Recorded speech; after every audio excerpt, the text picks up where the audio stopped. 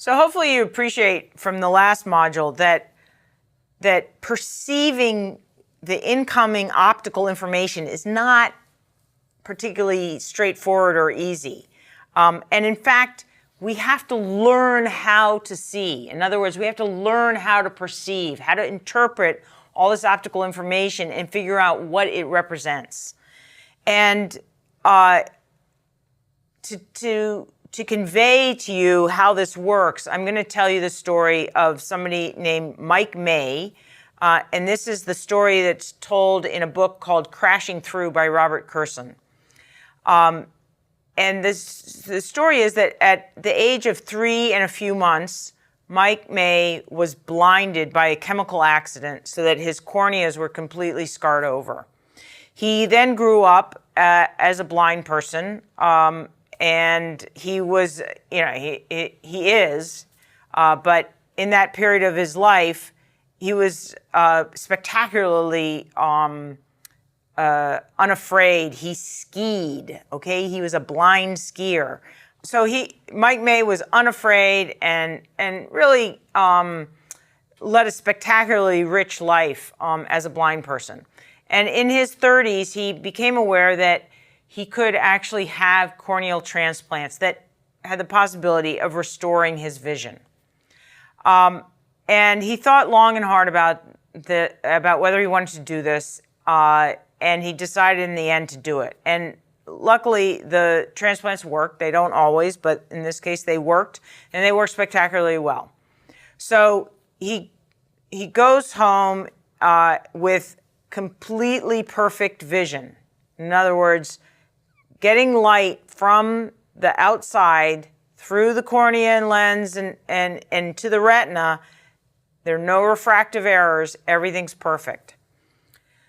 So what does he perceive? And the answer is that he's able to see movement.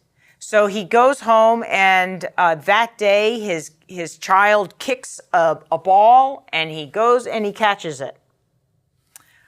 He can see colors. He recognizes the colors from the colors that he learned before his accident at 3.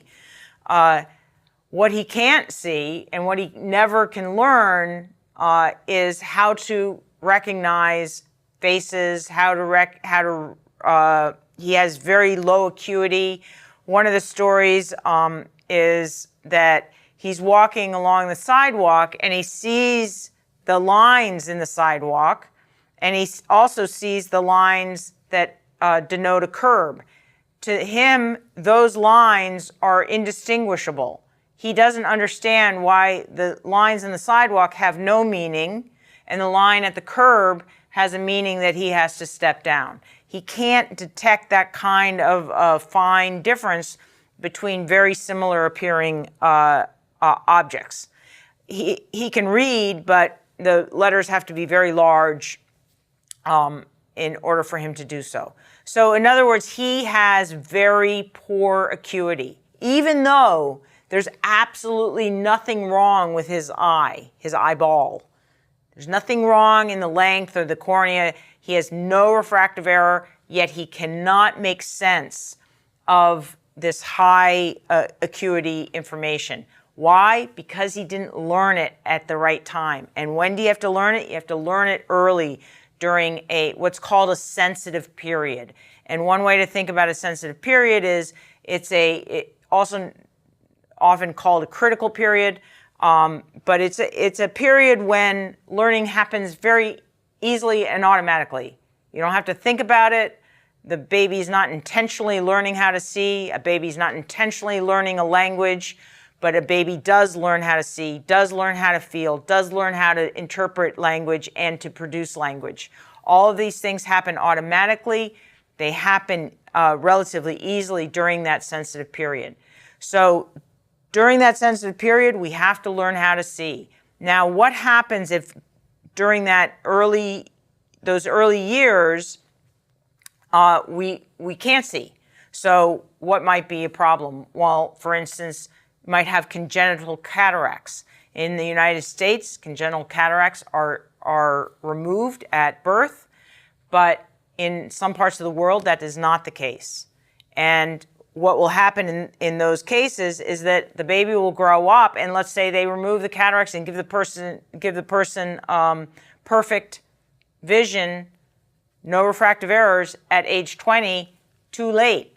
The person cannot make sense of what they're seeing.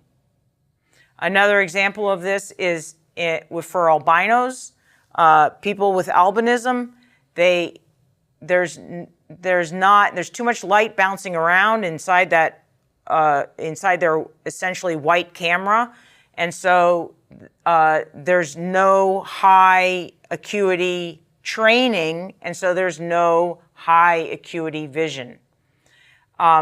So it's really important to learn how to see during a critical period and to do everything that is going to allow a person to develop normal vision as an adult.